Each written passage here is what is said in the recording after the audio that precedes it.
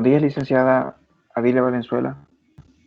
Nosotros le vamos a hablar sobre los derechos de primera generación y a mí me tocó hablarle sobre la introducción. En el presente trabajo buscamos exponer cuáles son los derechos humanos de primera generación, en qué consisten y su origen histórico. Esto mediante la investigación realizada por nuestro grupo de trabajo, investigación sustentada con información verídica y oficial. Pretendemos exponer lo valioso que son los derechos humanos de primera generación debido al impacto que han tenido en la sociedad actual. A lo largo de este trabajo se expondrán los derechos alcanzados y conquistados en este periodo de la historia, derechos que aún siguen siendo de gran trascendencia en el mundo. Derechos humanos de primera generación. Las 3 generaciones de los derechos humanos fue inicialmente propuesta por el jurista checo Karel Vazák en el Instituto Internacional de Derechos Humanos en Estrasburgo, Francia, propuesta en 1979. Los primeros derechos humanos tratan esencialmente de la libertad y la participación en la vida política. Esos derechos incluyen la libertad de expresión, el derecho a un juicio justo, la libertad de circulación, entre otros. Mi compañero les va a hablar sobre el primer derecho alcanzado en esta lucha de los derechos humanos. Sí, buenos días. El primer derecho es el derecho a la vida. El derecho a la vida es un derecho que posee cada uno de nosotros como seres humanos, sin importar nuestra condición económica, nuestra raza, idioma o cualquier otra condición. Este derecho a la vida significa tener oportunidad de vivir nuestra propia vida. El segundo derecho es el derecho a la libertad. Este derecho es sagrado para nosotros como seres humanos, ya que es la facultad de orar según nuestra propia voluntad, respetando la ley y el derecho ajeno. Siguiente compañero va a explicar el otro derecho. Buenos días, yo les voy a explicar acerca del derecho a la integridad personal. Este derecho se refiere a que nadie será sometido a torturas y a penas, a tratos crueles, inhumanos o a degradantes, ni se le podrá ocasionar físico, psíquico o moral.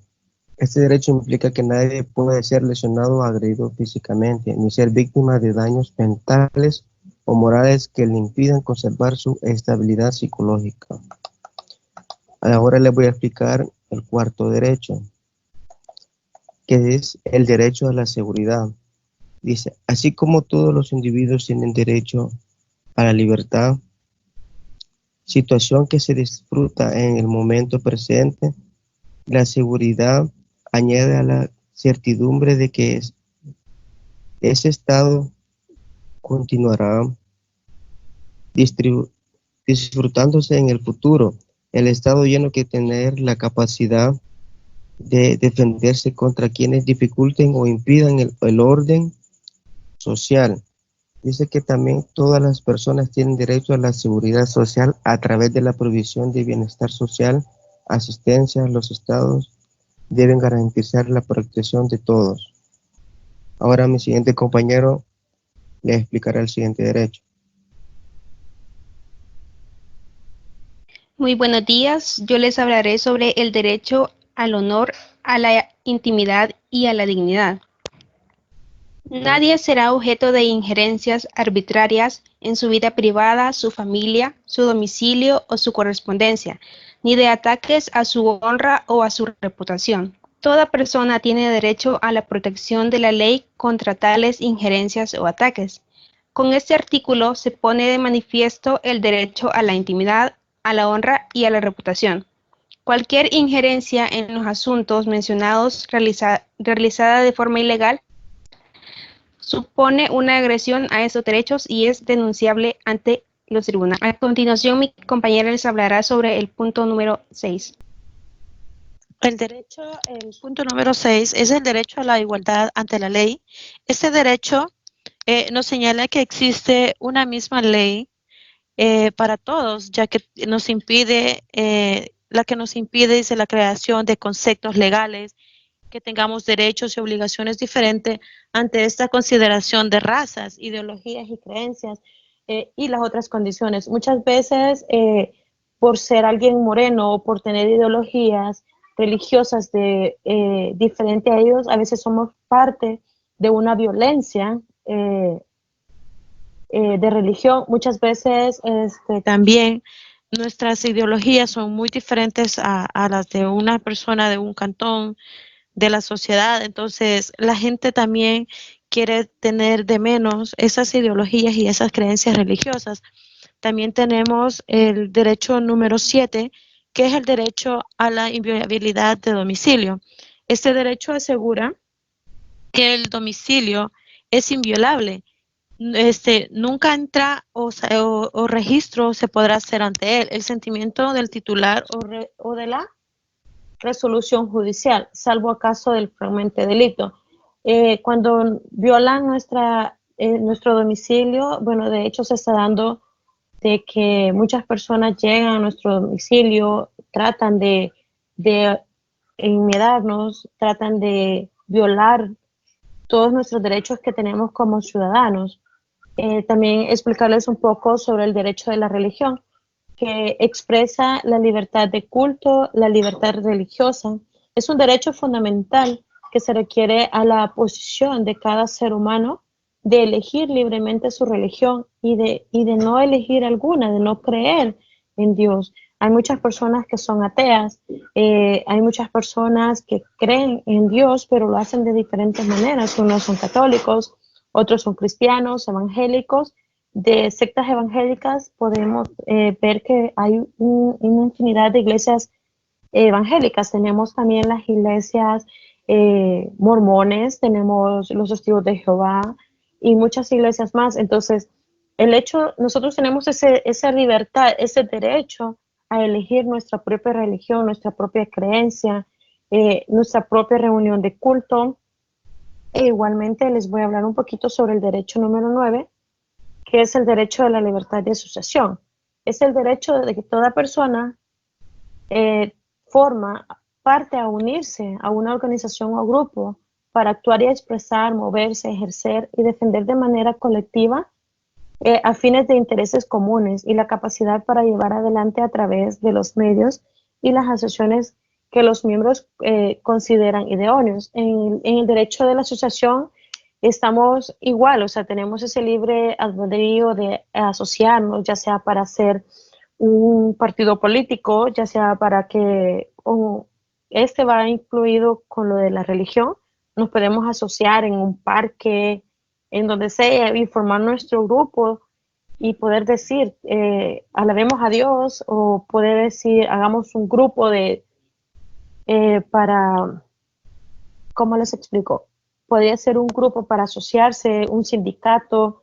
Hay muchas cosas que nosotros tenemos ese derecho de asociación, el cual ahorita está siendo violada porque no nos podemos reunir en grupos grandes porque ya somos parte de una pandilla.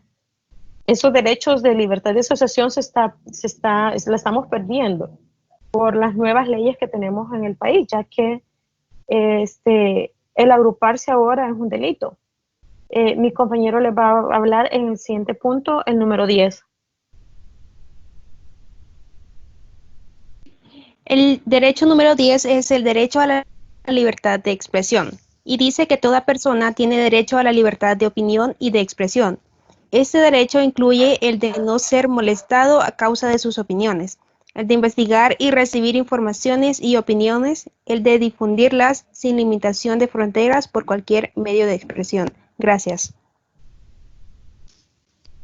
Buenos días. Yo les hablaré sobre el punto número 11, derecho al debido proceso judicial y administrativo. El derecho al debido proceso constituye una aplicación del principio de legalidad. También de legalidad y un proceso judicial o administrativo, el cual busca garantizar que la actuación de las autoridades estatales siga el conjunto de reglas sustantivas y procesadas establecidas de antemano por el legislador. También les hablaré sobre el derecho al sufragio. Este derecho comprende dos aspectos, el derecho a participar en elecciones democráticas y el derecho a elegir funcionarios a través del voto. Les hablaré un poco sobre el derecho al sufragio. Nosotros bien conocemos, ¿verdad?, cuando se acercan las elecciones, ya sea para diputados, para alcaldes o para elegir a lo que es un presidente. Pues nosotros tenemos todo el derecho de libertad de elegir al candidato que nosotros querramos, ¿verdad? No, nadie nos puede decir que tenemos que votar por esta persona o por ese partido. No, nosotros solo tenemos que elegir, por eso tenemos libertad de salir a depositar nuestro voto, porque nosotros elegimos a los que el próximo gobernante del país. Muchas gracias. Con eso nosotros, licenciada, concluimos nuestra presentación, el tema número 2. Como conclusión y como grupo, nosotros concluimos que debemos siempre exigir nuestros derechos humanos, los derechos que tenemos a una asociación, al derecho de reunirnos, al derecho de nuestra religión, de nuestros estudios, al derecho de voto, del sufragio, o sea, que nuestros derechos no sean violados, que siempre hay muchas personas que no denuncian esas violaciones que cada persona tiene solo por el simple hecho de existir. Así es que aquí concluimos el grupo número 2 con el tema de los derechos humanos de la primera generación.